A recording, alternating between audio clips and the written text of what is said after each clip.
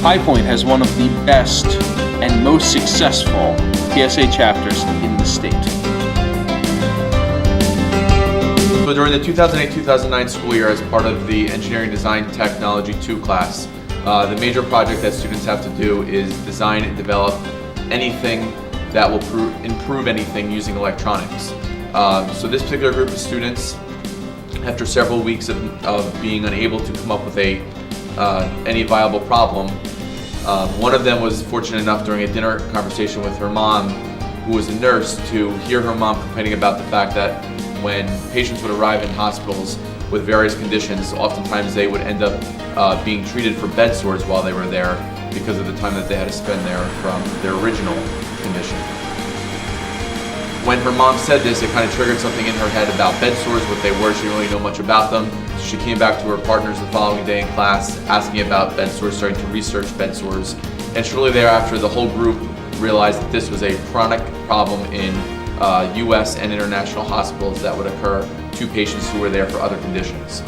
So after several weeks of very detailed research and investigation and scouring Google Patents for current innovations that are out there to prevent bed sores, the group collectively decided to design and develop a system that would, in theory, prevent the development of bed sores based on pressure-sensitive sensors embedded into a hospital bed that would go off on the contact points of the body, behind the ankles, shoulders, back of your head, buttocks.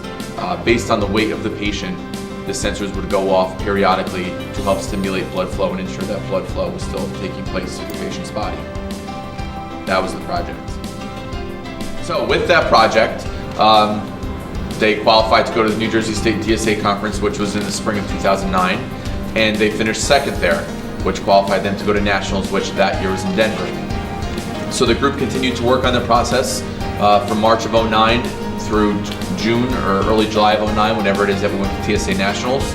They continued to improve the system. It became far more electronically sophisticated. The model was improved to set up almost looking like a real hospital room with a real hospital bed that you could apply pressure with your fingers to the bed and feel the sensors go off based on how much weight or pressure you apply to a specific point. And after a pretty rigorous 10-minute interview in Denver, the group felt pretty confident that they were going to come out and be in first place nationally. The following morning, they were recognized as national champions at an award ceremony in front of several thousand people at a big conference room in Denver. And their judge just so happened to recommend during that interview that this project was so far superior to a normal high school project that the foursome should really move forward and try to obtain a patent. So when we all got back to school in September of 2009, they looked into it. I looked into it. I met with all of them and their parents, encouraged them to split away from the school. It was their idea, it wasn't mine, it wasn't anybody else's here. They started their own company. They filed for their own bank accounts. They totally separated themselves from High Point in every way. They entitled their company No Gadget Too Complicated, and then they worked for the remainder of, for a good part of that following part of the school year, continuing to do documentation, scour Google Patents, raise money, hire a patent attorney to try to file a patent application on why their system was different than any other that had ever existed before. They filed their patent in March 2010, and they received the patent in October of 2011. So now, if we were to go ahead and look at Google Patents, and you typed in pressure sore relief system, you would see their four names with their respective hometowns. You would actually see the documentation that they did in my class patented, and in addition to everything else that they wrote in their documentation, and they are currently in the process of selling their idea to a company to be determined, and they can leave college with no loans at all and a very hefty check in their wallet.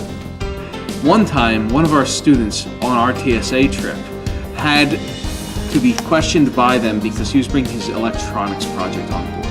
And his electronics project was just this giant pile of wires. They didn't know what it was, and so they called in the bomb response team. They had to put him in an isolation plexiglass room where we were all watching him as he had to explain to multiple people what his project was and what it did.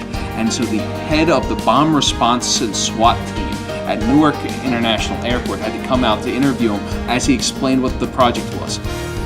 We found out that if he had done a bad job explaining this project to the Transit Security Agency, that they were going to shut down all of Newark Airport, evacuate it, and shut down all of the flights for a period of hours while they would have brought in the actual bomb squad, the people in the big Michelin Man suits, as they come out, and they were going to hook up a set of TNT to his student project and blow it up off in the middle of nowhere if he couldn't explain it well.